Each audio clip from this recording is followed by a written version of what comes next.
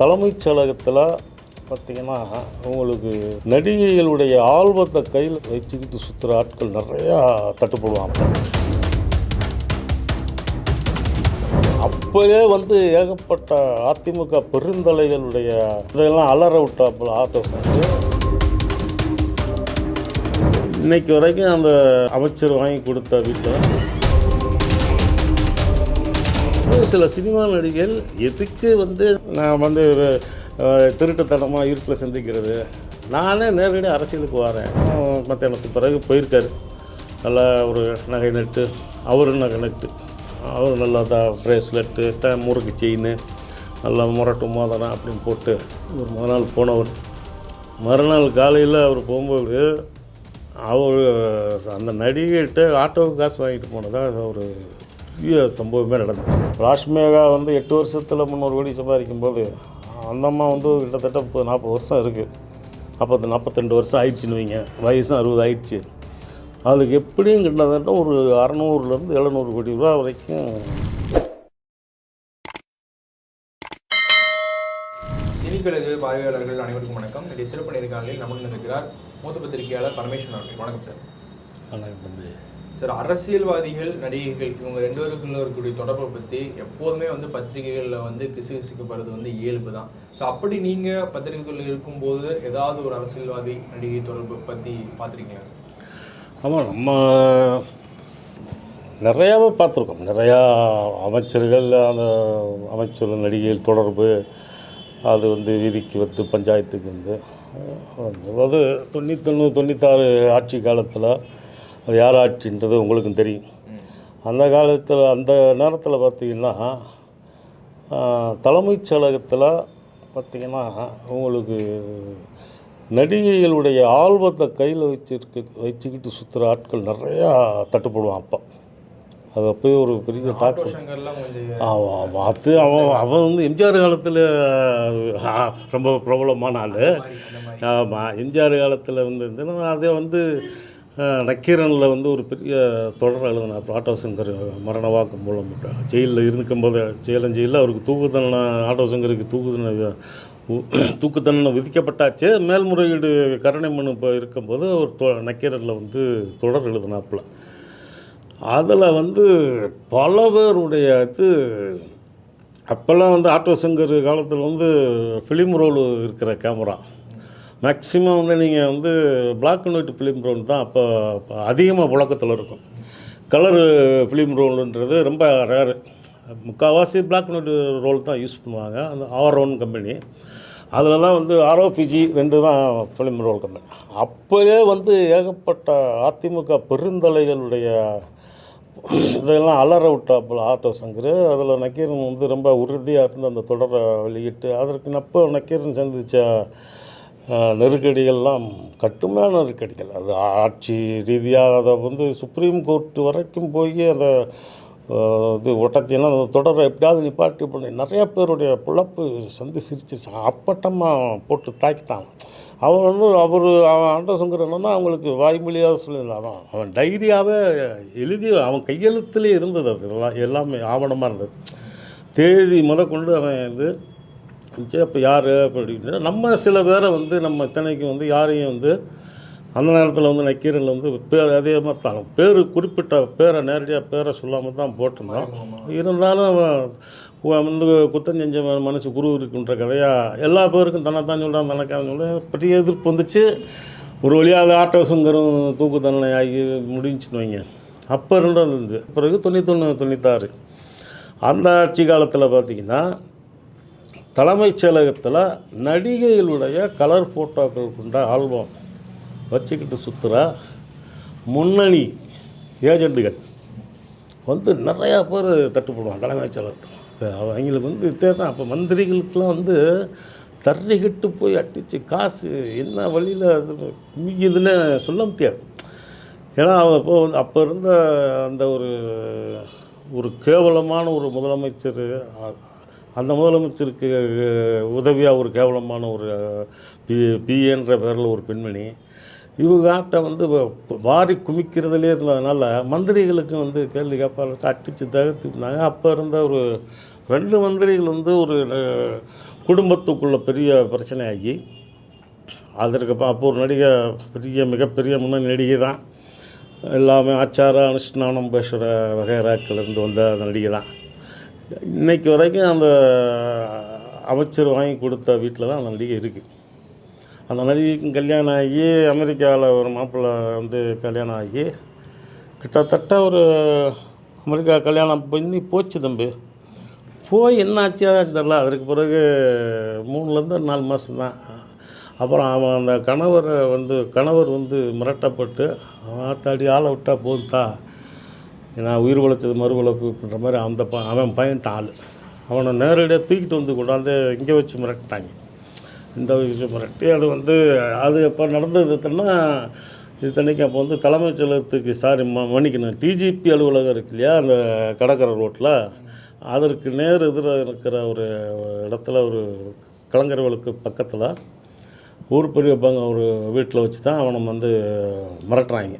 அந்த நடிகையுடைய மாப்பிள்ளையை மந்திரியுடைய ஆட்கள் மிரட்டி அதோடு தப்பிச்சு போனவன் தான் உயிர் உழைச்சா போதும். அதுக்கப்புறம் இன்றைக்கி வரைக்கும் அந்த வீட்டில் தான் வந்து அந்த மந்திரி வாங்கி கொடுத்த வீட்டு. அப்புறம் அந்த ஆமாம் அப்போ 30 வருஷத்துக்கு முன்னால் வைங்களேன், 35 வருஷத்துக்கு முன்னால் அப்போ வாங்கி கொடுத்த விட இப்போ அதை கொஞ்சம் கொஞ்சமாக விரிவுபடுத்தி இப்போ ஒரு பெரிய அரண்மனை, ராஜாக்கள் அரண்மனை ரேஞ்சுக்கு அது நல்ல பலன்ட்டுருக்கு. அப்போவும் வந்து மந்திரி வந்து அங்கே போக்குவரத்தில் இருக்கார். அதெல்லாம் போவார் வருவார், அதெல்லாம் ஒன்றும் பிரச்சனை இல்லை. மந்திரியாக இருந்தவர் தானே. அப்போல்லாம் எவ்வளோ 100 கோடி வச்சுருக்கேன்னு அவருக்கே தெரியாது. அந்த மாதிரி நடிகர் வந்து நீங்கள் அரசியல் தொடர்புன்றது இது ஒன்று விஷயம். அரசியல் அப்படிங்கும்போது அப்படின்னாலே அரசியலில் சில பேர் என்னன்னா தன்னுடைய இடத்த தன்னுடைய பதவியை காப்பாற்றுறதுக்காக சில ஏற்பாடுகளை சில பேருக்கு செஞ்சு கொடுப்பாங்க. அதில் வந்து உங்களுக்கு ஒரு முக்கியமான ஒரு பிரபலமும் இருக்கார். அந்த நேரத்தில் அவர் வந்து அந்த ஆட்சி மேலிடத்துக்கு நெருக்கமாக இருந்தவர். அவர் வந்து என்னென்னா ஆட்சி மேலிடத்துக்கு நெருக்கம்னா வேறு வகையான ஒரு நெருக்கமாக இருந்தவர். அதை நம்ம வந்து ஒரு வெளிப்படையாக சொல்ல விரும்பலை. அது ரொம்ப போட்டோம்னா அந்த அரசியல் தலைவருடைய முகம் பார்த்தாலே நமக்கு தெரியும், இவருடைய அந்த முகத்தை பார்த்தாலே நமக்கு புரிஞ்சு போயிடும். அப்போ வேறு வகையான ஒரு நெருக்கம், அந்த தலைமைக்கு நெருக்கமாக இருந்தார். அவர் வந்து அப்போது மத்தியில் இருந்த ஆட்சியாளர்களுக்கும் சில விஷயங்களை வந்து சாதிச்சு, அது இங்கே இருக்கிற ஆட்சி மேலிடம் சொல்கிறதுக்கேற்ப அவர் மத்தியில் இருக்கிற ஆட்சியாளர்களுக்கு சில விஷயங்களை வந்து செஞ்சு கொடுப்பார். அதனால் திருப்தி அடைஞ்சு மத்திய தலைமை வந்து இங்கே மாநில இது என்ன சொல்லுதோ அதை கேட்டு மண்டையை ஆட்டிட்டு போட்டு ஓட்டுட்டு இது ஒரு வகையான ஒரு அரசியல் சினிமா தொடர்பு. இன்னொரு வகை தொடர்பு, சில சினிமா நடிகைகள் எதுக்கு வந்து நான் வந்து திருட்டுத்தனமாக இருட்டில் சந்திக்கிறது, நானே நேரடி அரசியலுக்கு வரேன் அப்படின்னு சில நடிகைகள் வந்து நேரடி அரசியலில் இறங்கிடுவாங்க. இப்போ நேரடி அரசியல் இறங்கிட்டால் நீ வந்து அரசியலுக்குள்ளேயே வராங்க. ஆமாம், அந்த நடிகை நான் சொன்ன மந்திரி நெருக்கமாக அமெரிக்கா மாப்பிள்ளை ஓடினானே அவன் இல்லை, அந்த நடிகை இல்லை. அவங்க வந்து நேரடி அரசியலுக்கு வரல. இதெல்லாம் பார்க்குற சில நடிகைகள் இருக்காங்கல்ல, இப்போ அவங்க தொடர்புல இருந்திருப்பாங்க. ஏற்கனவே அரசியல்வாதிகளில் தொடர்பு, அமைச்சர்களுடைய தொடர்பு, எல்லா வகை முன்னணி பெரிய கட்சிகள் வந்து ஆட்கள் வந்து அந்த தொடர்பில் இருப்பாங்க. ஏன்னா இப்போ நாளைக்கு இந்த கட்சி ஆட்சிக்கு வருது, 4 கழிச்சு அந்த கட்சி வந்துடும். அப்படிங்கும்போது 2 கட்சியிலையும் இப்போ தமிழ்நாட்டை பொறுத்தளவு 2 பெரிய கட்சிகள்லையுமே வந்து சில நெருக்கமான ஆட்களை வந்து தனக்கு நெருக்கமாக அரசியலில் வச்சுக்கிறது வந்து எல்லா நடிகைகளுக்கும் சில குறிப்பிட்ட எல்லா நடிகைகளையும் நம்ம சொல்ல வரல, குறிப்பிட்ட சில நடிகைகள் வந்து வரும்போது சில கட்டத்தில் என்னென்னா எதுக்கு கூப்பிட நம்ம போக அப்புறம் அதுக்கு பிறகு அதை வச்சு அவன் மிரட்ட இது எதுக்கு நம்மளே இறங்கிடும் அப்படின்ட்டு டைரெக்டாக அரசியல் இறங்கி அப்புறம் அந்த கட்சி மேலிடத்தோடு நெருங்கி அதற்கு பிறகு அவர்களுடைய வளர்ச்சிகள், அவனுடைய பொருளாதார வளர்ச்சி, எல்லா வளர்ச்சிகளும் வந்து அபாரமாக இருக்கும். இது எப்படின்னா இது வந்து கிட்டத்தட்ட இதுவும் வந்து ஒரு 35 வருஷத்துக்கு முன்னாடி நடந்த விஷயம் தான். 35 வருஷம். அப்போ அந்த நடிகை வந்து தெலுங்குலேருந்து வந்து தமிழுக்கு நடிக்காது. இப்போ அந்த நடிகைக்கு 50-60 வயசு இருக்கும், கண்டிப்பாக 55-60 வயசு. அப்போ தெலுங்குலேருந்து தமிழுக்கு வந்து 1-2 படங்களில் தலை காட்டுறது, கொஞ்சம் நல்லா முகமைப்பு, அவங்க நல்லா நடிக்கக்கூடிய நடிகை அப்படிங்கும்போது அப்போ நல்ல ஒரு பேர் வந்துக்கிட்டு இருக்கு. வழக்கம் போல் வந்து என்னென்னா தமிழில் கொஞ்சம் வாய்ப்பு குறையும் போது தெலுங்கு பக்கம் போவாங்க இல்லையா, அந்த மாதிரி தமிழில் நடிச்சுக்கிட்டு தெலுங்குலையும் வந்து சினிமா நடிச்சிக்கிட்டு. அப்போது வந்து என்னென்னா ஒரு பெரிய சென்னையை சேர்ந்த ஒரு தொழிலதிபர் ஒருத்தர். அப்போ வந்து 91, 93 காலகட்டங்களில் வந்து அந்த ஸ்டாண்டர்டு 2000 கார்னு ஒரு கார், ஃபேமஸான கார், நல்லா நீளமாக இருக்கும், கப்பல் மாதிரி. இது இப்போ ஃப்ளைமவுத்து கார் எல்லாம் அந்த மாதிரி ஒரு இது. இப்போ ஃப்ளைமவுத்துன்ற வடநாடு தயாரிப்பு, ஸ்டாண்டர்டு 2000ன்றது வந்து தமிழ்நாடு தயாரிப்பு. அது வந்து அந்த கார் கம்பெனி நடத்தினவர் வந்து ஏசி முத்தையா தான் நடத்தினார். அந்த கார் கம்பெனியினுடைய தொழிற்சாலை வந்து பெருங்குளத்தூரில் இருந்துச்சு. அப்போது பெரிய அளவில் சென்னை மாநகரம் வந்து வளர்ச்சி அடையாத, விரிவடையாத காலகட்டத்தில் அந்த ஸ்டாண்டர்டு 2000 கார் வச்சுருக்கிறது அப்போ இருக்க பணக்காரங்களுக்கு ஒரு பெரிய கௌரவ பிரச்சனை வாங்கி போட்டி ஓட்டுவாங்க. அப்போ அதை வந்து புக் பண்ணி ஒரு 3 மாதம் 6 மாதம் அந்த கலர்லாம் செலக்ட் பண்ணி கைக்கு வர்றதுக்கு 6 மாதம் ஆயிரும், பெரிய இது. அந்த மாதிரி ஒரு காலகட்டத்தில் அந்த கார் வச்சுருந்த ஒரு தொழிலதிபர், அவர் இந்த நடிகை மேலே ரொம்ப கிறக்கமாயிடுச்சு. அவருக்கு கிறக்கமான தொழிலதிபர் கிறக்கமானால இறக்கப்பட்டுருவான்ல நடிகை மேலே. அப்படிங்கும்போது அப்போ அந்த நடிகையினுடைய அப்பாயின்மெண்ட்டு கேட்டு தனியாக சந்திக்கணும்.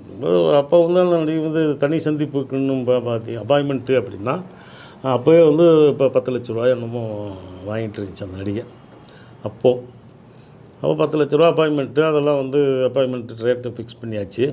தனி சந்திப்புக்கு நாள் குறித்தாச்சு.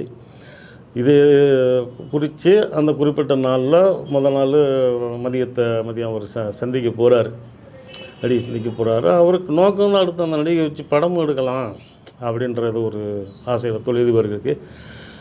நடிகை வச்சு படமும் எடுத்துடலாம் அப்படிங்க. படம் எடுத்துக்க ஆரம்பித்தோம்னா நம்ம வந்து தேவையான நேரத்தில் சந்திச்சுக்கலாம், தேவையான நேரம் அந்த கொஞ்சம் பேசி ஆறுதலாக இருக்கலாம் அப்படின்ற மாதிரி அவருக்குலாம் படம் எடுக்கலாம் ஐடியாவும் சொன்னோம்னா அந்த நடிகைக்கு ரொம்ப உற்சாகம். ரைட்டு, ஓகே, அப்போ லம்பாக வந்து ஒரு அமௌண்ட்டு கிடைச்சிடும், நமக்கு வந்து பெரிய அளவில் செட்டில் ஆகிடலாம் அப்படின்ட்டு ஓகே சொல்லிடுச்சு. 10 லட்ச ரூபா சந்திப்புக்கான தொகையும் முடிவாகி, தொகையும் போய் சொன்னால் சந்திக்க போயிட்டார். போய் முதல் நாள் மத்தியானத்துக்கு பிறகு போயிருக்கார். நல்லா ஒரு நகை நட்டு, அவரும் நகை நட்டு, அவர் நல்லா ப்ரேஸ்லெட்டு, முறுக்கு செயின், நல்லா முரட்டு மோதிரம் அப்படின்னு போட்டு இவர் முதல் நாள் போனவர். மறுநாள் காலையில் அவர் போகும்போது அவர் அந்த நடிகைகிட்ட ஆட்டோவுக்கு காசு வாங்கிட்டு போனதாக ஒரு பெரிய சம்பவமே நடந்துச்சு. அது வந்து முன்னணி பத்திரிகையாளர்கள் எல்லாருக்குமே இப்போ வந்து தெரியும். இது உண்மையான சம்பவம் தான். இது வந்து இதுக்கு வந்து நம்ம வந்து சாட்சியெல்லாம் வச்சுக்கிட்டுலாம் பேச முடியாது, நம்ம யாரையும் குறிப்பிட்டு சொல்லலாம். ஆனால் நடந்தது உண்மை அப்படின்றது எல்லாருக்கும் தெரியும். விடிஞ்சு போகும்போது அவர் போட்டிருந்த எந்த விதமான நகையும் அவர்கிட்ட கிடையாது. ஒரு முரட்டு செயின், முறுக்கு செயின், கையில் பிரேஸ்லெட்டு, மோதிரம், வைரக்கல், தங்கக்கல், மோதிரம் எதுவும் கிடையாது. ஒரு வேட்டி அன்றைய சட்டையோடு வந்து நடிகிட்டு ஒரு 100 ரூபாயோ 150 ரூபாயோ ஆட்டோவுக்கு வாங்கிட்டு அவர் ரோட்டில் போன ஒரு பெரிய வள்ளல் அவர், ரைட்டுங்களா. அதற்கு பிறகு அப்போ அந்த நடிகை அதற்கு பிறகு தெலுங்கு பக்கம் ஒதுங்கி முழுக்க வந்து தெலுங்கு பக்கம் போயாச்சு. போய் இப்போ தெலுங்கில் அவருக்கு அங்கே ஒரு தொழிலதிபர் ஒருத்தர், அவரோட கல்யாணம் ஆயிடுச்சு. கல்யாணம் ஆகி ஒரு 2 பசங்க. முதல் பையன் பிறந்த உடனேயே நம்ம வந்து கணவர் வந்து இறந்து விட்டார். கணவர் இறந்து சூசைடு இது மாதிரி தான் சொன்னாங்க. இறந்த உடனே அதற்கு பிறகு அங்கே உள்ள ஒரு அரசியல் கட்சியில் அங்கே கிட்டத்தட்ட அங்கே ஒரு 3 கட்சி தான் பெரிய கட்சி. அங்கே 3 பெரிய கட்சியிலையும் அந்த நடிகை வந்து போயிடுச்சு. 3 பெரிய கட்சிக்கும் போயிடுச்சு. 2 நேரம் எம்எல்ஏவும் ஆகிடுச்சார். சரிங்களா. அப்போது அது என்ன, அதனுடைய கணக்கு என்னவாக இருக்கும் சொல்லுங்கள். 2 நேரம் எம்எல்ஏ பதவியாக வந்து அனுபவிச்சாச்சு. இப்போ வந்து அது எம்எல்ஏ கிடையாது. இப்போ இருக்கிற கட்சியில் வந்து சீட்டு கேட்டு அது சீட்டு இல்லைன்னு சொன்னவங்கன்னா மறுத்துருச்சு. இப்போயும் வந்து நல்லா இளமை பொலிவோடு இருக்கிற மாதிரி தான் அவனுடைய முகமைப்பெல்லாம் தன்னுடைய இதெல்லாம் காட்டிக்கிற. இப்போயுமே அதை மெயின்டைன் பண்ணி வச்சுக்கிட்டு இருக்க அந்த அம்மா வந்து இப்போவும் வந்து அதற்கு தொழிலதிபர்கள் வந்து நிறைய பேர் கொஞ்சம் போட்டி போடுற ஆட்கள்லாம் உண்டு. இப்போ அதுக்கு பார்த்திங்கன்னா கிட்டத்தட்ட ஒரு ஆந்திரா முழுக்க ஆந்திராவிலையும் தமிழ்நாட்டில் அப்பயே வந்து சொந்த வீடு பெரிய பங்களாலாம் உண்டு. அப்போ தமிழ்நாட்டில் சொத்து இருக்குது, ஆந்திராவில் சொத்து இருக்குது. அதுக்கெலாம் ஆந்திராவில் வந்து அந்த பஜ்ரா ஹில்ஸ் அப்படின்றது இதே மாதிரி நம்ம சினிமாவில் தான் தமிழ் சினிமா பிரபலங்கள் இருக்கிற அந்த சாலிகிராமம் வருஷம் போயிருந்தோம். அங்கே பஜ்ரா ஹில்ஸில் வந்து தெலுங்கு சினிமா பிரபலங்கள் தான் அங்கேயும் வீடு வாங்க. அப்படி இப்படின்னா அந்த ஆந்திராவிலே கிட்டத்தட்ட அது 40 வருஷம். இப்போ நீங்கள் ராஷ்மேகா வந்து 8 வருஷத்தில் 300 கோடி சம்பாதிக்கும்போது அந்த அம்மா வந்து கிட்டத்தட்ட 30-40 வருஷம் இருக்குது. அப்போ 42 வருஷம் ஆயிடுச்சுன்னு வைங்க, வயசும் 60 ஆயிடுச்சு. அதுக்கு எப்படியும் கிட்டத்தட்ட ஒரு 600-700 கோடி ரூபா வரைக்கும் சொத்து இருக்குது. இன்றைக்கும் அதை வந்து கல்யாணம் பண்ணுறதுக்கு 2-3 பேர் அப்ளிகேஷன்லாம் போட்டிருக்கிறதா சொல்கிறாங்க. அப்புறம் அது என்னமோ அதனால் அரசியல் தொடர்புகள் வந்து சினிமா நடிகைகள் வேண்டாங்கன்னா அரசியல்வாதி விட மாட்டான், அரசியல்வாதி வேணாம்னா சினிமா நடிகை விட மாட்டாங்க. இதுதான் அவருடைய இது. தொடர்ந்து பேசுவோம். பல்வேறு தொழில் மிக்க நன்றி. கரெக்ட்.